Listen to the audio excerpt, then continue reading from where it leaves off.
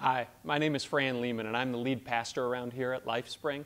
LifeSpring is a unique church, and I'm really glad that you stopped by because it gives me a chance to just tell you a little bit more about us.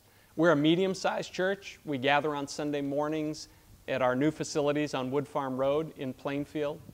One of the things that people often comment on when they walk into LifeSpring is just that there's a lot of friendship going on around here between people, because we don't want this to be an experience where you go to a church and attend a worship service and you walk out week after week and you're still disconnected and you still don't really know people here. So we find ways to share our lives, sometimes small ways, sometimes big ways, but it's really what makes the journey meaningful. Of course, one of the things that people usually ask about right away is our worship services. What are your worship services like? Our worship services at LifeSpring are a beautiful mixture of things. We have a great band that leads us in worship.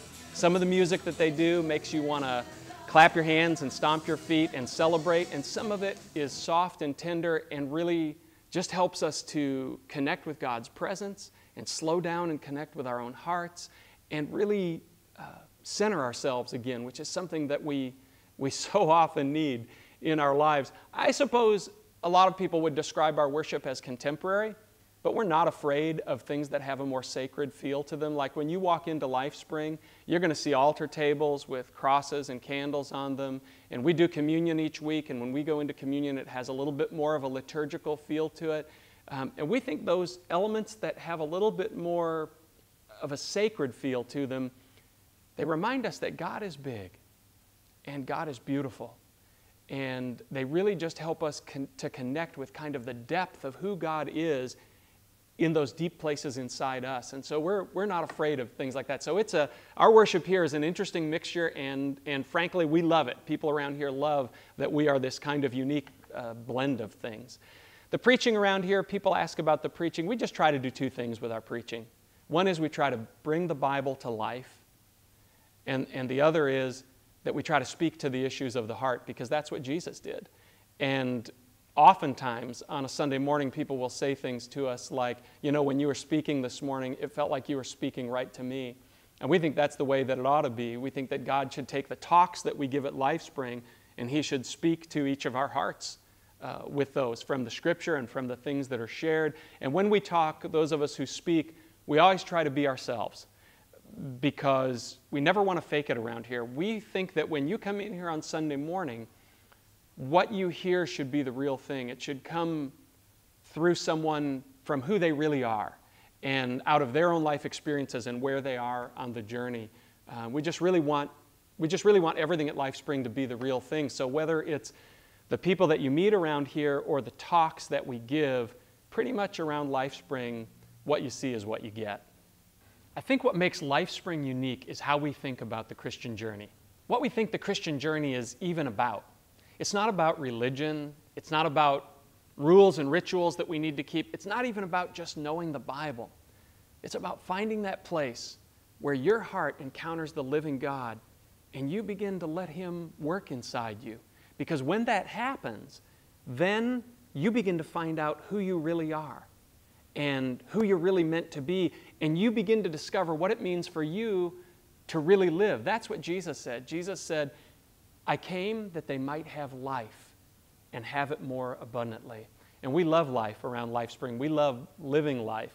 But we also know that our culture in some ways is missing the point. Our culture in some ways is chasing the wrong thing. And if you go back to the teaching of Jesus, like in the Gospels, what you hear Jesus saying to us is that we need to pursue God in these deep places in our hearts, and we need to begin to cultivate real life and real goodness on the inside of us. And as we let that happen, and I can't completely explain that to you because it's a God thing, but as we let that happen, what happens is we start to become different people. We begin to live differently. We begin to love the people around us better. Our husbands, our wives, our kids, our friends, our neighbors. We begin to change the world around us as we live out what's being made new inside of us. But of course, that isn't how we've always lived. We've failed. All of us have blown it in so many ways. We've blown being the people that we were really supposed to be. But the good news is that God is really gracious toward us.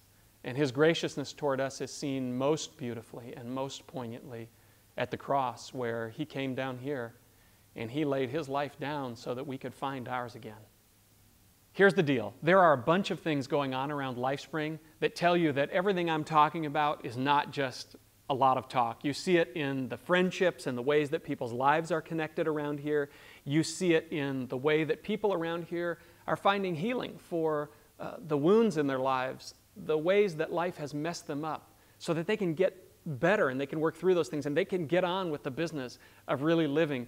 You see it in the ways that we're living out this love and this life together, like on the east side of Joliet, where we partner with a church called Iglesia Bethania in Joliet's poorest Hispanic neighborhood. We've given away millions of pounds of food down there, and we've just done all kinds of things to try to love the people and make life better. And that has just been such a joyful thing for us to really build friendships down there and be a part of that community with them. You see it in the things that we're doing, that LifeSpring people are doing on the southern peninsula of Haiti.